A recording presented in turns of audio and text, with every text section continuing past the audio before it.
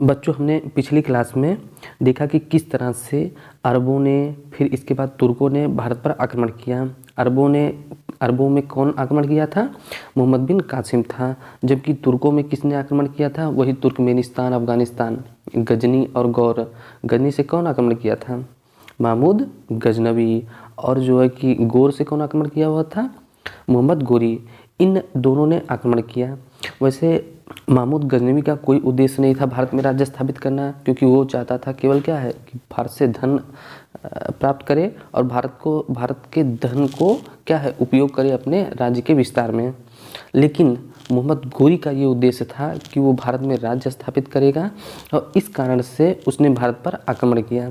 पहले जब आक्रमण किया तो उसे जो है कि गुजरात के शासक मूलराज द्वितीय ने पराजित कर दिया। लेकिन जब दूसरी बार वो आक्रमण किया तो उसने तराइन के युद्ध में पहले तो पृथ्वीराज चौहान से पराजित हुआ, लेकिन द्वितीय तराइन के युद्ध में वो पृथ्वीराज चौहान को पराजित कर दिया। और इसके बाद यहीं से दिल्ली सल्तनत की स्थापना होती है और फिर धीरे धीरे आकर आप देखेंगे कि इल्तुतमिश शासन करता है, बलबन शासन करता है, फिर तुगलक वंश की स्थापना होती है, फिर जो है कि सैयद वंश, लोदी वंश, इसके बाद मतलब ढेर सारे मुस्लिम राज्यों की स्थापना होती है और धीरे धीरे करके भारत में क्या है मुस्लिम सत्ता स्थापित हो जाती है।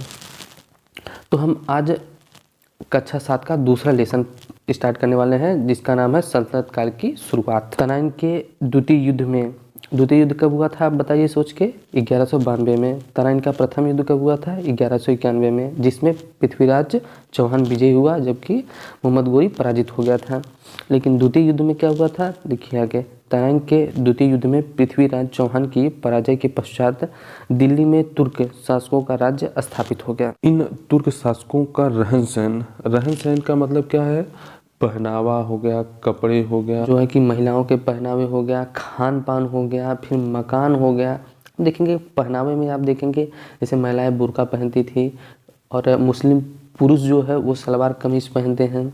खान पान में आप देखेंगे कि हमारे यहाँ साधारण भोजन किया जाता है, जबकि मुस्लिमों में आप देखेंगे मांसाहार का बहुत ज़्यादा प्रचलन है। फिर मकान देखेंगे कि हमारे यहाँ मकान खुले होते हैं, लेकिन मुस्लिमों के मकान देखेंगे हमेशा बंद रहते हैं, मतलब वो हमेशा पर्दे में रहने की कोशिश करते हैं। फिर भाषा हमने बताया था, अरबी वो बोलेंगे, अरब वाले अरबी बोलेंगे, और तुर्क के हैं तो वो तुर्की भाषा को प्रोत्साहन देंगे। फिर धर्म, भारत में जो है कि हिंदू धर्म प्रचलित था, जैन धर्म और बौद्ध धर्म चल रहा था। अब एक नए धर्म से लोगों का परिचय हुआ। किस धर्म का परिचय हुआ? इस्लाम धर्म का। इसकी स्थापना किसने की थी? हजरत मोहम्मद साहब ने। कब की थी? 613 ईस्वी के आसपास। तथा शासन करने का तरीका भी अलग हो गया। भारत में जैसे राजा होता था, अब राजा को सुल्तान कहा जाने लगा। ठीक, शासन करने का तरीका भारतीय शासकों से अलग था। तुर्क शासक सुल्तान की उपाधि धारण करते थे। इन्होंने दिल्ली को शासन का केंद्र बनाया और लगभग 320 साल तक शासन किया। 320 साल तक मतलब जो है 1526 तक, जब बाबर आक्रमण करता है, फिर इसके बाद तब मुगलों का शासन स्थापित हो जाता है। अब देखो बच्चों, आगे हम देखते हैं।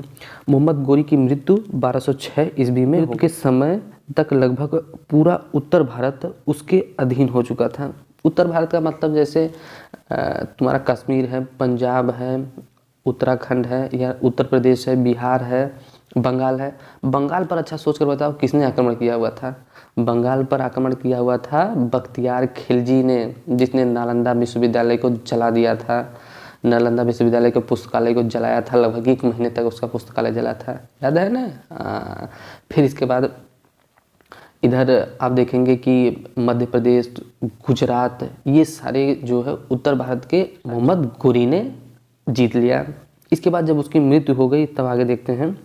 उसने भारत में शासन चलाने के लिए गुलाम अधिकारी नियुक्त कर रखे थे। मध्य एशिया में दास रखने की प्रथा थी और दासों को खरीदा और बेचा जाता था। तो मोहम्मद गोरी जो है वो हजारों दासों को रखता था, इसलिए कहता था कि हमारे एक नहीं 1000 पुत्र हैं, जबकि उसका वास्तविक कोई पुत्र नहीं था, एक भी उसके पुत्र नहीं। फिर देखिए आगे, इन्हीं में एक योग्य गुलाम अधिकारी कुतुबुद्दीन ऐबक था।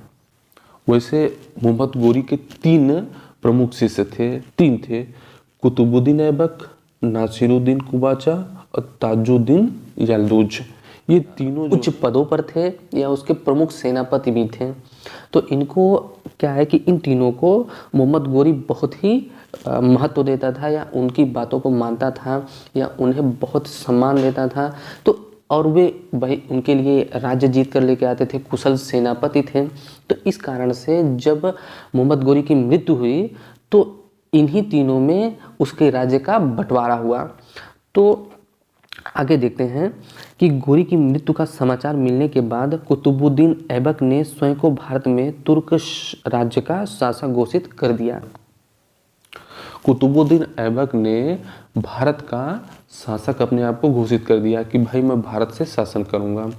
जबकि नासिरुद्दीन कुबाचा को सिंध प्रांत मिला कि वह सिंध का सुल्तान बना। सिंध कहाँ है? पाकिस्तान में, हमने बताया हुआ है। इसके बाद ताजुद्दीन यल्दौज वो गजनी का सुल्तान बना। गजनी कहाँ है? अफगानिस्तान में। अफगानिस्तान की राजधानी कहाँ है? काबुल, याद रखिएगा। तुर्क राज्य अब तुर्क सल्तनत कहलाया। तुर्क सल्तनत मतलब ये सुल्तानों के अधीन था। ठीक। अगला शासक इल्तुतमिश ने 1210 में सत्ता संभालने के साथ दिल्ली को अपनी राजधानी बनाया। कुतुबुद्दीन ऐबक ने अपनी राजधानी दिल्ली नहीं बनाई थी बल्कि अपनी राजधानी लाहौर बनाई थी। और लाहौर कहाँ पर है? पाकिस्तान में है। लेकिन जब कुतुबुद्दीन ऐबक की मृत्यु हुई वो 4 साल तक ही जीवित रहा, 1206 से 1210 तक। जब उसकी 1210 में मृत्यु हो गई तो उसका उत्तराधिकारी हुआ इल्तुतमिश, जो उसका दामाद था और बदायूं का इक़्तिदार भी था। तो वह जब सत्ता संभालता है तो वह जो है सत्ता जब संभालता है तो वो दिल्ली को अपनी राजधानी बनाता है। लाहौर को वो भूल जाता है, वो दिल्ली को राजधानी बनाता है। ठीक। तब तक दिल्ली सल्तनत के नाम से प्रसिद्ध हो गया। ठीक।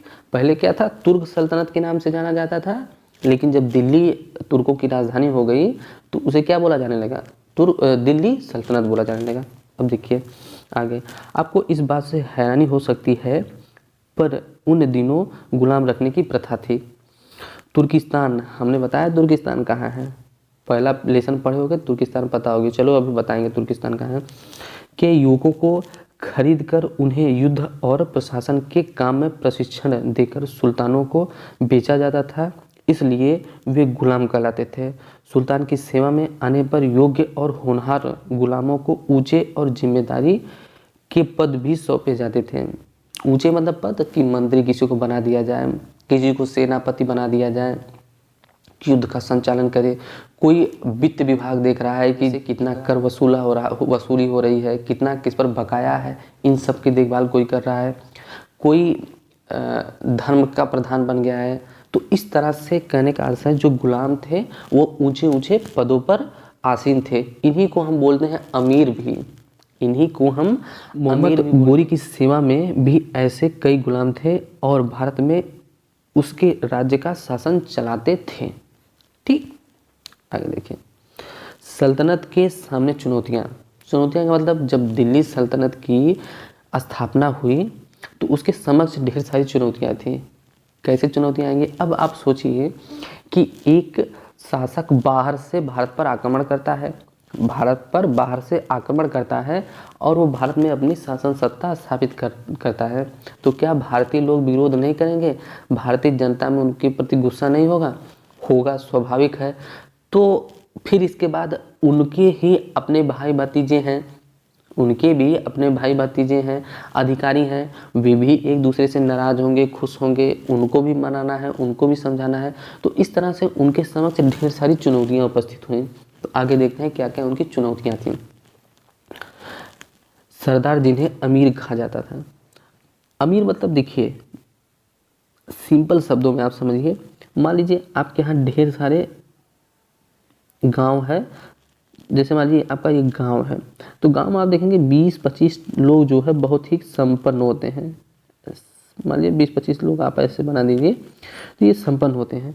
तो गांव का प्रधान हमेशा यही कोशिश करता है कि इन 20-25 लोगों में से कुछ लोग मतलब अधिकतर संख्या कि 15 लोगों को अपने पक्ष में कर लें, उन्हें पैसा देकर या उनसे व्यवहार बनाकर या किसी तरह से उन्हें क्या करें, अपने पक्ष में कर लें।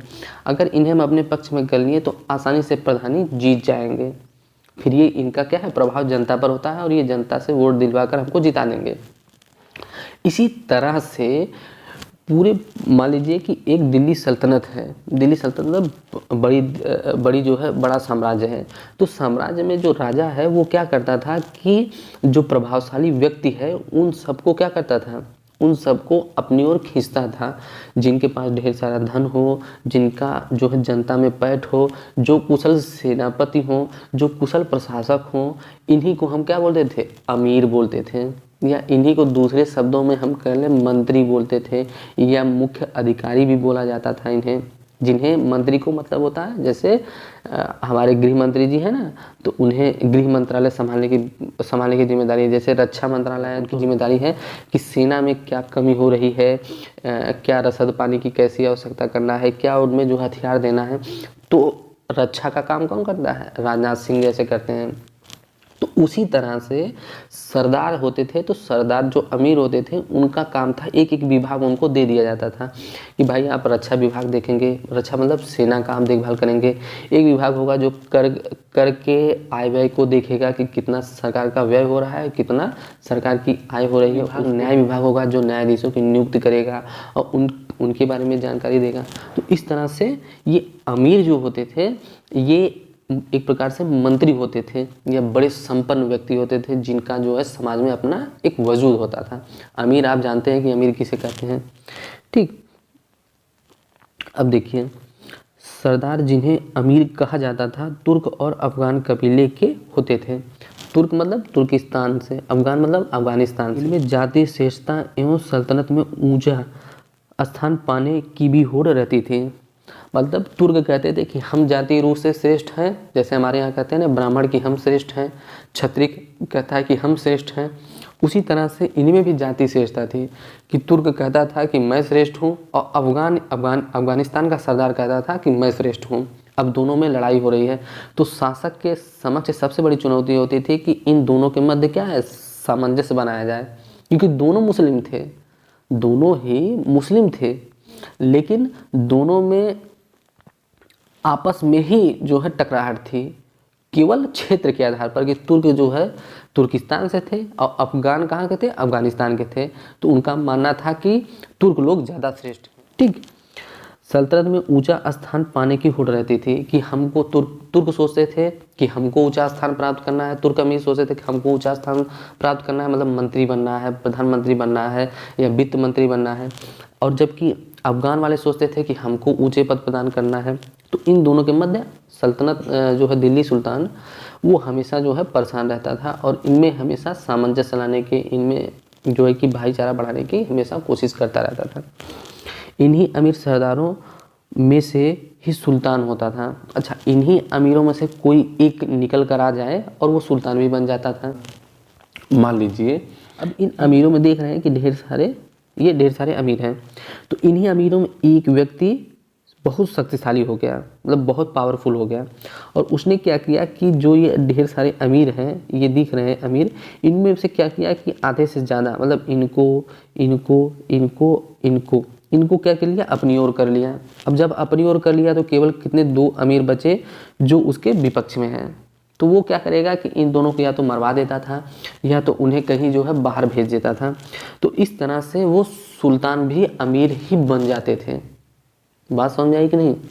मतलब अगर 100 अमीर हैं उसी में से एक बहुत मतलब अमीर का मतलब बहुत शक्तिशाली है, वो सैनिक रूप से योग्य है, वो क्या है बहुत सारी विजय करके आया हुआ है, उसको कुशल प्रशासन की जानकारी है, वो बेहतर तरीके से प्रशासन देखता है, उसको वित्त के मामले में बहुत अच्छा ज्ञान है। तो इन सबको देखते हुए क्या है कि सरदार उसका समर्थन कर देते थे। और या तो समर्थन का मतलब डर के मारे उसका विरोध नहीं करते थे कि ये इसके पास जो है कुशल ये बहुत अच्छा सैनिक है, हो सकता है हमको क्या है पराजित कर दे। तो इसलिए उसके डर से या उसके राजनीतिक कौशल से वो क्या करते थे, उसके अधीन हो जाते थे या उनको समर्थन दे देते थे। तो जब उसको समर्थन दे दिए तो वो क्या हो गया, राजा बन जाता था या सुल्तान बन जाता था। ठीक, अब आगे देखिए, सुल्तान होने के लिए सैनिक योग्यता, देखिए हमने बताया ना कि सैनिक योग्यता होना, सैनिक योग्यता होना मतलब कई आपको विजय कई आप प्राप्त किए हों। ऐसे कुतुबुद्दीन ऐबक था, वो ग्वालियर की विजय किया हुआ था, उसने जो है कि फिर यहाँ चित्तौड़ पर हमला किया हुआ था, उसने बहुत सारी विजय की हुई थी। तो इस कारण से उसे सुल्तान घोषित किया जाता है। फिर जो है शासकीय क्षमता, शासकीय क्षमता का मतलब किस तरह से आप प्रशासन को रखते हैं कि पूरे साम्राज्य में आपके शांति व्यवस्था बनी रहे, आप बेहतर तरीके से कर की वसूली करें, आप जितना व्यय कर रहे हैं मतलब जितना खर्च कर रहे हैं उससे ज़्यादा आप वसूली करें, तभी तो आपका राज्य आगे चल पाएगा। मतलब इसी को शासकीय क्षमता का होना आवश्यक मानते थे। इन क्षमताओं के प्रभाव से वह सुल्तान बन सकता था और तभी तुर्क अमीरों का समर्थन प्राप्त करना भी संभव था। हमने अभी चर्चा की है कि जिसके पास सैनिक क्षमता होती थी, जो बेहतर तरीके से प्रशासन संभाल सकता था, शांति व्यवस्था पूरे साम्राज्य में रख सकता था, सबके मध्य सामंजस्य रख सकता था, वही क्या है, सुल्तान बनता। सुल्तान कोई आनुवंशिक रूप में नहीं था, जैसे हमारे यहाँ था कि मौर्य साम्राज्य मान लीजिए तो चंद्रगुप्त मौर्य बना, उसका पुत्र बिंदुसार शासक बना, उसका पुत्र जो है अशोक शासक बना। ऐसे गुप्त साम्राज्य में देखेंगे कि चंद्रगुप्त प्रथम शासक बना, फिर इसके बाद उसका पुत्र समुद्रगुप्त आया, समुद्रगुप्त के बाद उसका पुत्र जो है शासक बना। तो इस तरह से उसके पुत्र ही क्या है, शासक बनते चले गए। लेकिन दिल्ली सल्तनत में ऐसा नहीं था। दिल्ली सल्तनत में ये था कि जो गुलाम तो सभी थे, लेकिन जो बेहतर होगा, जिसके पास बेहतर क्षमता होगी, सैनिक जो बहुत सारी विजय किया होगा, राज्यों को पराजित किया होगा, जिसके पास प्रशासन जो शांति व्यवस्था को स्थापित कर सके, जिसको प्रशासन में बेहतर जो है क्षमता हो, वही क्या है, सुल्तान बन सकता है। ठीक, अब इसके बाद देखिए, सुल्तान के लिए अमीर सरदारों का समर्थन और विश्वास जरूरी था। उसे हमेशा भय रहता था कि कहीं ये अमीर सरदार आपस में मिलकर कोई षड्यंत्र ना करें। अगर भाई मान लीजिए 100 अमीर हैं और 100 अमीर में से 75 अमीर आपके पास हैं, तो 25 अमीर को सुल्तान क्या कर देता था, मरवा देता था, या उसे देश निष्कासित कर देता था कि तुम लोग जाओ हज की यात्रा करके आओ। लेकिन अगर मान लीजिए कि 75 आपके पास हैं, अगर मान लीजिए 60 आपका विरोध कर दें, तो आपके पास कितने बच्चे, 15 बच्चे, और उन 60 ने किसी को अपना जो है राजा सुल्तान बना दिया। अब आपके पास संकट है कि आपको क्या करेंगे, मार के भगा देंगे, सब कहेंगे या तो मरवा देंगे या तो क्या करेंगे, भगा देंगे, कहेंगे कि आप जाओ हज की यात्रा करके आओ। तो इस तरह से सरदारों को क्या करना था, अपने अधीन करना बहुत आवश्यक था कि वो उन पर विश्वास करिए और उनके मध्य जो होने वाले षड्यंत्र हैं उनको आप देखिए, उनको समझिए, और जो षड्यंत्र कर रहा है उनको क्या है, सुल्तान दंडित भी करता था, मरवा देता था। बलबन देखेंगे आपको, एक अमीर था बरबक नाम का था, उसको हाथियों से कुचलवा देता है कि ताकि अमीरों में यह भय बना रहे कि हमारे विरुद्ध क्या षड्यंत्र ना कर सके कोई। ठीक, फिर इसके बाद अतः सुल्तान का अधिकांश समय इन गुप्त षड्यंत्रों से बचने के उपायों में बीतता था। वो क्या है, गुप्तचर लगा देते थे अमीरों के पीछे कि देखो ये क्या हमारे विरोध में बोल रहा है या हमारे पक्ष में बोल रहा है, अगर विरोध में बोल रहा है तो उसका सरकलम कर दो। तो इससे क्या है कि सुल्तान की धाक बनी रहती थी कि सुल्तान के विरोध में कुछ नहीं बोलना है, नहीं तो वो क्या करेगा, आपको फांसी चढ़वा देगा या मरवा देगा या कहेगा भाग जाओ तुम हज की यात्रा पे। तो इस तरह से लोगों में बहुत भय बना रहता था। तो कोई अमीर ऐसे कहते हैं कांपता रहता था अमीर हमेशा। जब भी सुल्तान मान लीजिए दरबार लगा हुआ है तो सभी अमीर खड़े रहते थे और सुल्तान क्या करता, बैठता था, और ऊंचे स्थान पर सुल्तान बैठता था और सभी अमीर घंटों खड़े रहते थे। क्यों? क्योंकि उनको डर था कि कहीं सुल्तान अगर नाराज़ हो गया तो मरवा देगा या तो हमें देश निषादित करवा देगा। ठीक, अतः सुल्तान का अधिकांश समय इन गुप्त षड्यंत्रों से बचने के उपायों में बीतता था। सुल्तानों को इन अमीर सरदारों में संतुलन भी बनाए रखना पड़ता था। देखिए, एक तो अमीरों की समस्या सल्तनत को थी, दूसरी समस्या थी सल्तनत इस्लाम धर्मावलंबी थे। इस्लाम धर्मावलंबी कि मतलब इस्लाम धर्म को मानने वाले थे, तथा बाहरी देशों से आए थे, भाई तुर्क से आए हुए थे ये सब, और एक तो इस्लाम धर्म मान रहे थे। इसलिए भारतीय जनता पर शासन करने के लिए तुर्क अमीरों, उलेमा, धार्मिक वर्ग, जैसे हमारे यहाँ पंडित होते हैं, हमारे यहाँ पुरोहित होते हैं ना पंडित, तो वो क्या करते हैं, विवाह कैसे करेंगे आप, कौन सा दिन अच्छा है बाहर जाने के लिए, किस दिन जो है शादी विवाह रखा जाना चाहिए, इन सब का निर्धारण कौन करता है, पंडित करता है।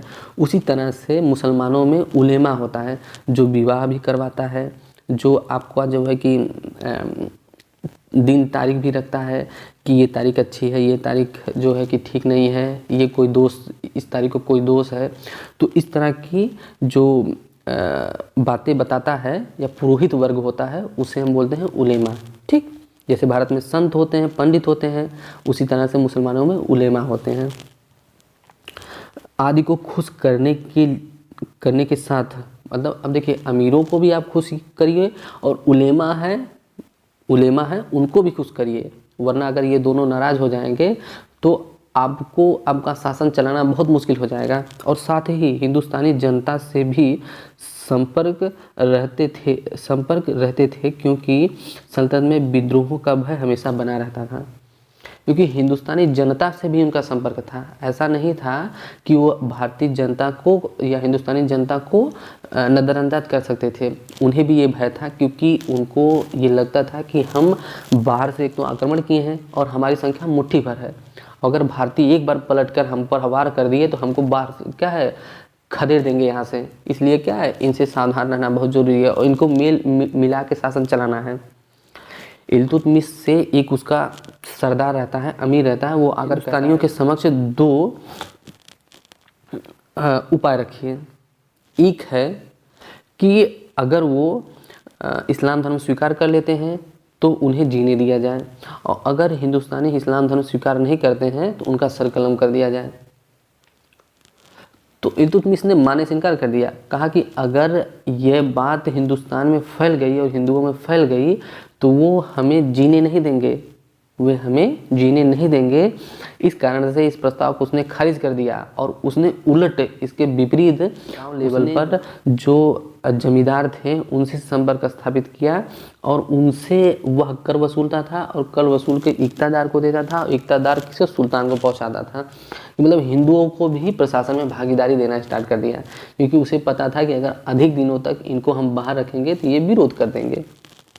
तो इस तरह से अब तक हमने देखा कि तुर्क अमीरों कुछ की चुनौती, फिर दूसरी चुनौती उसकी उलेमा वर्ग की। उलेमा वर्ग बार बार कहता था कि अगर आप जो है हमको संतुष्ट नहीं किए तो हम आपके विरुद्ध फतवा जारी कर देंगे। फतवा जारी करने का मतलब पूरा मुस्लिम समाज आपके विरोध में हो जाएगा और आपकी शासन सत्ता समाप्त कर देंगे। तो उसको भी हमेशा जो है कि अरे गुरुजी प्रणाम, मतलब पैर छूते रहते थे, हमेशा जो है कि उनको मनाने की कोशिश में हमेशा सुल्तान लगा रहता था कि भैया मान जाइए आप मत ऐसा करिए। और जबकि हिंदुस्तानियों को उसको पता था कि इनको भी साथ लेकर चलना है, अगर ये भी नाराज़ हो गए तो ये इनके भी जो है वो इनको बुलाकर कुछ पैसा देना, पंडितों को भी पैसा दे रहा है, क्षत्रियों को भी पैसा दे रहा है, क्षत्रियों को सेना में रख ले रहा है। इस तरह से क्या है, तुर्कों ने भारतीयों को भी प्रशासन में भागीदारी देना स्टार्ट किया ताकि भारतीय भी क्या है संतुष्ट। कालीन शासकों ने आंतरिक शांति बनाए रखने के लिए शासकीय प्रबंधन तंत्र तथा राज्य विस्तार एवं बाह्य आक्रमणों से रक्षा के लिए मजबूत सैन्य संगठन भी बनाए। अगर आपके पास मजबूत सेना नहीं है और एक तो आप बाहर से आक्रमण करके भारत में शासन कर रहे हैं तो आप बहुत दिन तक शासन नहीं कर सकते हैं। अगर आपके पास मजबूत सेना नहीं है, क्योंकि जनता भी क्या करेगी, विरोध करेगी, शासक भी छोटे छोटे शासक हैं वो भी विरोध करेंगे, तो क्या करना पड़ेगा आपको, आपके पास मजबूत सेना होगी, आपको दबाना पड़ेगा। इसीलिए कहते हैं शासकीय प्रबंधन तंत्र, मतलब आपको शांति व्यवस्था बनाए रखने के लिए क्या करना पड़ेगा, आपको सेना रखनी पड़ेगी, जहाँ विद्रोह होगा वहाँ दबाना पड़ेगा, क्योंकि कोई टैक्स नहीं दे रहा है उसको दबाइए, कोई बाह्य आक्रमण हो रहा है उसको दबाइए।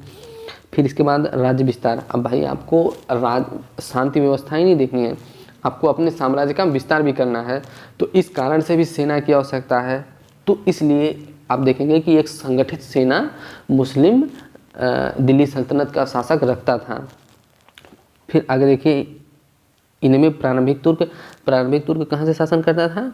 हमने बताया कि पहले जो कुतुबुद्दीन ऐबक था वो लाहौर से शासन करता था। इसके बाद इल्तुतमिश आया, उसने दिल्ली को राजधानी बनाया और दिल्ली से शासन करना स्टार्ट किया। फिर इसके बाद आ गए खिलजी वंश, वही जलालुद्दीन खिलजी। फिर तुगलक वंश, गयासुद्दीन तुगलक, सैयद वंश, खिज्र खां शासन स्थापित किया था। लोधी में आप देखेंगे कि बहलुल लोधी शासन स्थापित करता प्रमुख थे, मतलब दिल्ली सल्तनत से इन शासकों ने शासन किया। तुर्क, प्रारंभिक तुर्क, खिलजी वंश, तुगलक वंश, सैयद वंश एवं लोधी वंश प्रमुख थे। ठीक, अब देखिए प्रारंभिक तुर्क शासक, और इन्हीं को हम गुलाम वंश भी बोलते हैं। गुलाम वंश इसलिए बोलते हैं कि सभी क्या थे? गुलाम थे, सभी गुलाम थे और गुलामों से ऊपर उठकर ये शासक वंश कब से कब 1206 से 1290 ईस्वी तक शासन किया। और इसमें सबसे पहला शासक था कुतुबुद्दीन ऐबक। 1206 में मोहम्मद गोरी की मृत्यु के पश्चात तुर्क गुलाम कुतुबुद्दीन ऐबक उत्तर भारत का पहला तुर्क शासक बना। यह शासन, इसकी शासन की राजधानी कहाँ से थी? वो लाहौर को अपनी राजधानी बनाता है। कुतुबुद्दीन ऐबक ने लाहौर को अपनी राजधानी बनाया। उसकी उदारता के कारण ही उसे लाख बख्श कहा जाता था। मतलब ये बताया जाता है कि कुतुबुद्दीन ऐबक लाखों का दान देता था। जो अपाहिज हैं, जो महिलाएं हैं, जो अपाहिज पुरुष हैं या धर्म के गुरु हैं, उनको जो है लाखों का दान देता था। इसलिए उसे क्या है कि लाख बख्श के नाम से जाना जाता है, अर्थात वह लाखों का दान करने वाला दानप्रिय व्यक्ति था। भारतवर्ष में उसके जीवन का अधिकांश समय सैनिक गतिविधियों में ही बीता। वो हमेशा, उसने बताया ना 1206 से 1210 तक 4 वर्ष तक शासन किया हुआ था, तो उसने अधिकांश समय तक क्या करता था? वो सेना का नेतृत्व कर रहा था। वो हमेशा लड़ाई में ही व्यस्त रहा।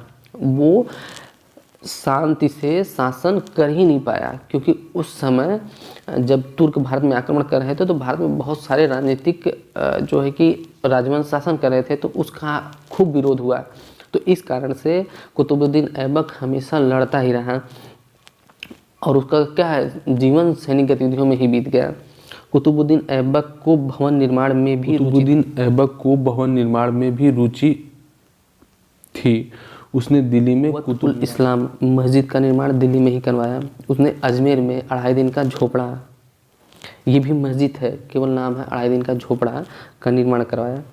कुतुब मीनार की शुरुआत ऐबक ने की, मतलब कुतुबुद्दीन ऐबक ने इसका निर्माण, प्रारंभ में इसका निर्माण करवाया, जबकि परंतु इसको पूर्ण इल्तुतमिश ने करवाया।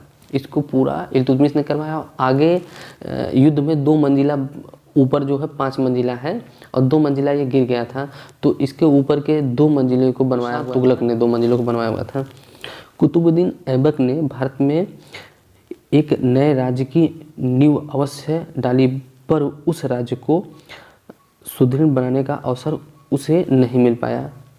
वह नींव तो डाल चुका था, मतलब कहने का अर्थ है उसने राज्य तो स्थापित कर लिया था, लेकिन उसे मजबूत नहीं। कुतुबुद्दीन ऐबक की मृत्यु 1210 में चौगान खेलते हुए घोड़े से गिरकर हो गई। इल्तुतमिश 1210 ईस्वी से 1236 ईस्वी तक। इल्तुतमिश में कुतुबुद्दीन ऐबक की मृत्यु के पश्चात दिल्ली के अमीरों ने इल्तुतमिश को गद्दी पर बैठाया। अब इल्तुतमिश था बदायूं का इक़्तिदार, तो जैसे ही कुतुबुद्दीन ऐबक की मृत्यु हुई तो अमीरों ने उसे बुलाया, कहा कि आ जाइए, आपको दिल्ली सल्तनत संभालनी है। तो कुतुबुद्दीन ऐबक भाई सीना चौड़ा करके पहुंचा दिल्ली, और दिल्ली में उसने क्या किया, दिल्ली में अपने ऐबक का दामाद इल्तुतमिश था, इस कारण से वो वैध उत्तराधिकारी भी था। तो 1210 में कुतुबुद्दीन ऐबक की मृत्यु के पश्चात दिल्ली के अमीरों ने इल्तुतमिश को राजगद्दी पर बैठाया। उसे ही उत्तरी भारत में तुर्कों के राज्य का वास्तविक संस्थापक माना जाता है। गद्दी पर बैठने के बाद उसे आंतरिक और बाहरी समस्याओं से जूझना पड़ा। इल्तुतमिश ने 40 गुलाम सरदारों का संगठन अर्थात तुर्कान-ए-चेहलगानी का निर्माण किया। हमने बताया था कि तुर्क बहुत ही खतरनाक हो गए थे, क्योंकि तुर्कों की गुटबंदी चल रही थी कि किसको सपोर्ट करना है, किसको नहीं सपोर्ट करना है। तो इस कारण से तुर्कों को जो है कि व्यवस्थित करने के लिए या तुर्कों को जो है संगठित करने के लिए इल्तुतमिश ने तुर्कान-ए-चेहलगानी नामक एक संगठन बनाया कि तुर्कों का एक संगठन रहेगा तो उन पर जब आपके पास एक संगठन रहेगा तो वहाँ से आप ज़्यादा षड्यंत्र करने की संभावना कम रहेगी, या आप ज़्यादा राजिश नहीं रच पाएंगे। और अगर राजिश भी रचेंगे तो हम आपके पास पीछे क्या गुप्तचर लगा देंगे, तो आप ज़्यादा हमारे खिलाफ नहीं काम कर पाएंगे। तो इस कारण से जो है षड्यंत्र से बचने के लिए और राज साजिश से बचने के लिए इसने जो है इल्तुतमिश ने एक तुर्क-ए-चहलगानी नामक एक संगठन की स्थापना की। अब आगे देखिए, इसको हम बताएंगे ये जो है कि विभाजन। देखिए उत्तर भारत में मतलब हमने बताया था कि इल्तुतमिश यही, ये देखिए ये है, ये पूरा शासन जो है इल्तुतमिश ने देश में एक राजधानी, एक स्वतंत्र राज्य, राजतंत्रीय प्रशासनिक व्यवस्था और अफसरशाही व्यवस्था की स्थापना की। अफसरशाही मतलब होता है डीएम होते हैं, एसडीएम होते हैं ना, इन्हीं को हम अफसर बोलते हैं। सचिव का नाम सुना होगा, सचिव, इन्हीं को हम अफसर बोलते हैं, नौकर बोलते हैं, नौकरशाही। उसने दिल्ली को भारतवर्ष में तुर्क साम्राज्य का राजनीतिक, प्रशासनिक और सांस्कृतिक केंद्र बनाया। भाई दिल्ली राजधानी है तो वहाँ पर राजनीतिक गतिविधियाँ, वहाँ ढेर सारे मंत्री होंगे, अधिकारी होंगे जो हमेशा शासक को बार बार सूचना देते होंगे प्रशासन की। फिर प्रशासकीय अधिकारी भी होंगे वहाँ पर। सांस्कृतिक केंद्र वहीं पर जो जब राजा जहाँ बैठेगा तो वहाँ पर धार्मिक गुरु भी ढेर सारे होंगे, तो वो सांस्कृतिक केंद्र भी बन गया। ठीक, उसने एकता व्यवस्था के द्वारा केंद्र को प्रांतीय और स्थानीय शासन से जोड़ने की नींव डाली। क्या है कि केंद्र आपका साम्राज्य मान लीजिए बड़ा है तो आपको क्या करेंगे, साम्राज्य को आप एक शासक पूरे भारत पर तो शासन कर नहीं सकता है, तो वो ही अपने अधिकारियों को एकता देता था कि आप एक एकता आप लीजिए, ढेर सारी एकताओं को ऐसे बांट देना। मान लीजिए ये पूरा साम्राज्य है आपका, तो वो इसी में देखिए ये है, ऐसे वो एकता बांट देता था कि आप यहाँ पर एक व्यक्ति को यहाँ नियुक्त कर देता था, एक को यहाँ नियुक्त कर दिया, एक को यहाँ नियुक्त कर दिया, एक को यहाँ नियुक्त, तो पूरे साम्राज्य में मतलब 50 एकता जो है बना दिया था कि अब एकतादार क्या करे कि वहाँ से शासन करे, वहाँ से वो राजस्व एकत्रित करे, वहाँ पर शांति व्यवस्था बनाए। वहाँ से शांति व्यवस्था के साथ साथ उसे एक सेना भी रखनी होती थी।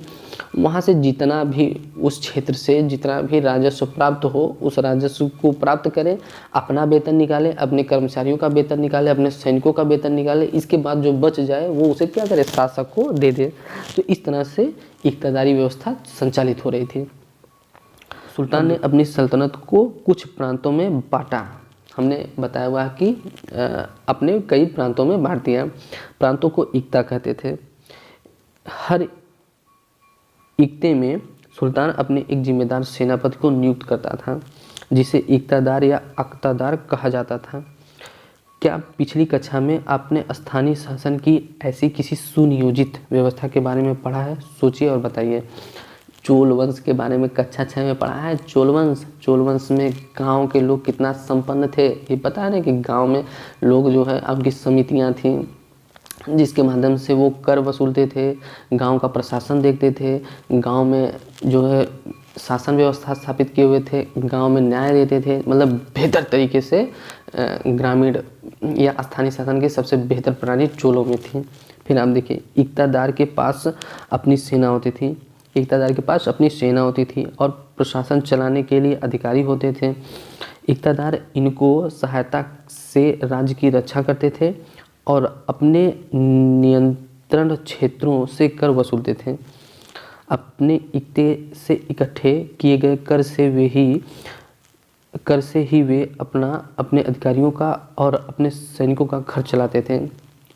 इस खर्चे के उपरांत जो कर बचता था उसे इक़्तिदार सुल्तान को भेजता था। हमें बताया ना कि इक़्तिदार का काम होता था कि अपने क्षेत्र में कानून व्यवस्था बनाए रखना, फिर बाह्य आक्रमण से रक्षा करना, और फिर ये है कानून न्याय प्रदान करना लोगों को। ये काम इक़्तिदार का था। तो वो इक़्तिदार अपने अधिकारियों के माध्यम से करता था।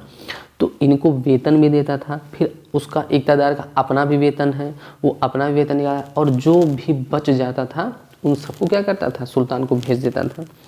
इल्तुतमिश ने मुद्रा व्यवस्था में सुधार करते हुए चांदी का टका, दिल्ली सल्तनत ने सबसे पहली बार इल्तुतमिश ने चांदी का टका और तांबे का जितल चलाया। और 1236 में इल्तुतमिश की मृत्यु हो गई। उसने अपने जीवन काल में ही अपनी पुत्री रजिया को अपना उत्तराधिकारी नियुक्त कर दिया था। अब आगे कल हम